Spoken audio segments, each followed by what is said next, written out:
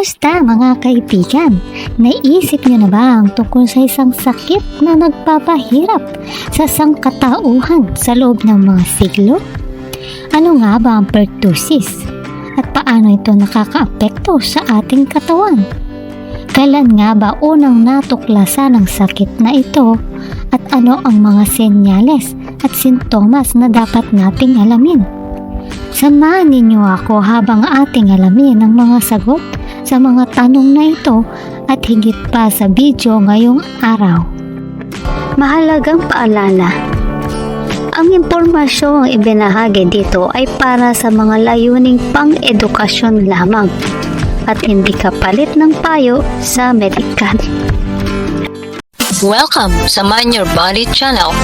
Kung bago ka pa lang sa channel na ito, ay huwag kalimutang mag-subscribe at pagkipindot na rin ang notification bell para updated kayo sa mga susunod na videos ng channel na ito. Simulan natin sa isang tanong. Kailan unang natuklasan ang pertussis? Ang pertussis ay kilala bilang isang hiwalay na sakit sa loob ng mga siglo. Ngunit alam mo ba na ang sanhi nito, ang bacterium na Bordetella pertussis, ay hindi natukoy hanggang sa huli ng ika-19th century. Noong 1906 lamang ng dalawang scientifico, sina Jules Bordet at Octave Guingue, ang nag-isolate ng bacterium mula sa respiratory recreation ng mga pasyente na may whooping cough na nagtayo ng pundasyon para sa ating pang-unawa sa sakit. Ang pagtuklas na ito ay nagmarka ng isang mahalagang hakbang sa kasaysayan ng medisina na nagbukas ng daan para sa pagdevelop ng mga pagsusuri, bakuna at mga paraan ng paggamot upang labanan ng pertussis. Ngayong nalaman na natin ang tungkol sa pagtuklas nito, ano nga ba ang pertussis? At paano ito nakakaapekto sa ating katawan? Ang pertussis ay isang napakamalusog na nakakahawa na respiratory disease na sanhi ng bacterium na Bordetella pertussis. Pero ano ang nagpapalala sa kanyang kakahawa? Ang bacterium ay kumakapit sa mga silya, mga maliliit at buhok na tulad ng extension na nagtataglay sa bahagi ng itaas na bahagi ng respiratory system. Nagpapakawala ng mga laso na sumisira sa mga silya at nagdudulot ng pamamaga. Ang nakakabahalang bagay sa pertussis ay ang epekto nito sa mga taong mas madaling kapitan ng sakit, lalo na ang mga sanggol at batang maaaring magdusa ng malulubhang komplikasyon mula sa sakit. Ano ang mga senyales at sintomas ng pertussis? Sa simula, maaaring ang pertussis ay magmukhang karaniwang sipon lamang na may mga sintomas tulad ng pagtulo ng sipon, banayad na ubo, at banayad na lagnat. Ngunit habang lumalala ang sakit, maaaring itong magdulot ng matinding pag-ubo na may kakaibang whooping na tunog habang sinusubukan huminga pagkatapos umubo. Alam mo bang ang mga sanggol at batang maaaring talagang madaling tamaan ng matinding pag-ubo na ito? Nakakapagod ito at maaaring magdulot pa ng mga komplikasyon tulad ng pneumonia o mga pagkakaroon ng seizure. Kaya mahalaga na agad mong makilala ang mga senyales at hanapin ang medical na atensyon ng maaga kung may suspetsa kang mayroong pertussis. At tandaan, sa mga kabataan at matatanda, maaaring hindi kasama ang karakteristikong whooping na tunog sa mga sintomas. Ngunit ang mga pag-ubo ay maaari pa ring maging malubha at tumagal ng matagal. Ano ang mga posibleng komplikasyon ng pertussis? Bagamat ang pertussis ay maaaring maging hindi komportable at nakakabahala sa kanyang sarili, Maaari rin itong magdulot ng malulubhang komplikasyon, lalo na sa mga taong mas madaling tamaan nito, tulad ng mga sanggol, buntis na kababaihan, at yaong may mahinang immune system. Ang mga komplikasyon ay maaaring magdulot ng pneumonia na maaaring maging lalo pang mapanganib sa mga sanggol, pati na rin ang mga impeksyon sa tenga, pagka-dehydrated, mga seizure, at sa mga bihirang kaso, pinsalang utak o kamatayan. Ang mga komplikasyon na ito ay nagpapakita kung gaano kahalaga ang maagang pagtukoy at paggamot upang maiwasan ang paglala ng sakit at mapabawas ang epekto nito sa kalusugan. Paano nga ba nadadiagnose ang pertussis?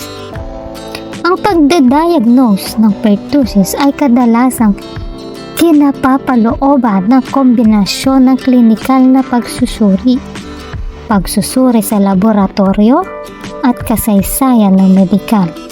Maaaring mag-conduct ang isang healthcare provider ng pisikal na pagsusuri, pakinggan ang karakteristikong pag-ubo at magtanong tungkol sa mga sintomas sa posibleng pagkakalantad sa bakteryum. Ang mga pagsusuri sa laboratorio tulad ng polymerase chain reactions o PCR test o mga culture test mula sa nasal o throat swabs ay maaaring kumpirmahin ang pagkakaroon ng Bordetella pertussis bacteria. Ang maagang pagtukoy ay mahalaga para magsimula agad ng paggamot at maiwasang kumalat ang sakit sa iba. Samahan natin ang isa pang tanong. Paano nga ba ginagamot ang pertussis? Ang agarang paggamot gamit ang mga antibiotic tulad ng azithromycin o erythromycin ay makakatulong upang bawasan ang pagiging malubha at tagal ng mga sintomas. Bukod dito, ang suportadong pangangalaga ay may mahalagang papel sa pamamahala ng mga sintomas at pag-iwas sa mga komplikasyon. Maaaring kasama rito ang pahinga, pag-inom ng sapat na tubig, paggamit ng humidifier para gumaan ang pag-ubo, at mga over-the-counter na gamot upang bawasan ang lagnat at ubo. Mahalaga na tapusin ang buong kurso ng mga antibiotic ayon sa inireseta ng isang healthcare provider, kahit na mag-improve ang mga sintomas upang tiyakin na lubos na mawawala ang mga bakterya mula sa katawan. Paano maiiwasan ang pertussis? Ang pinaka-epektibong paraan upang maiwasan ang pertussis ay sa pamamagitan ng bakuna. Ang DTaP bakuna na nagbibigay proteksyon laban sa diphtheria, tetanus at pertussis ay karaniwang inirerekomenda para sa mga sanggol at batang maaari na may booster doses na inirerekomenda sa panahon ng pagtanda. Sa pamamagitan ng pagiging updated sa mga bakuna at pag-practice ng magandang respiratory hygiene tulad ng pagtakip sa iyong bibig at ilong kapag umuubo o bumabahing. Maaari nating lahat maglaro ng papel sa pag-iwas sa pagkalat ng pertussis sa ating mga komunidad. Bukod dito, kung ikaw ay mayroong diagnose ng pertussis o ikaw ay naging malapit na nakipag-ugnayan sa isang taong mayroon nito, mahalaga na sundin ang mga gabay ng kalusugan tulad ng pag-stay sa bahay mula sa paaralan o trabaho at pag-iwas sa malapit na pakikisalamuha sa mga vulnerable individual hanggang sa hindi na nakakahawa. Sa pagtatapos, ang pertussis ay isang napakamalusog na nakakahawa na respiratory disease na maaaring magdulot ng malaking morbidity at mortality. lalo na sa mga vulnerableng populasyon tulad ng mga sanggol at mga bata. Sa pamamagitan ng pag-unawa sa mga senyales at sintomas, paghahanap ng agarang diagnosis at paggamot, at pagtanggap ng mga pampigil na hakbang tulad ng pagbabakuna at magandang respiratory hygiene, lahat tayo ay makakatulong sa pagbawas ng pasanin ng pertussis at sa pagprotekta sa kalusugan ng ating sarili at ng ating mga komunidad. Tandaan, ang susi sa mas malusog na buhay ay nasa balanseng nutrisyon at maingat na mga desisyon. Mahalaga ang pagkonsulta sa isang profesional sa kalusugan o dietitian para sa personal na payo at karagdagang kaalaman.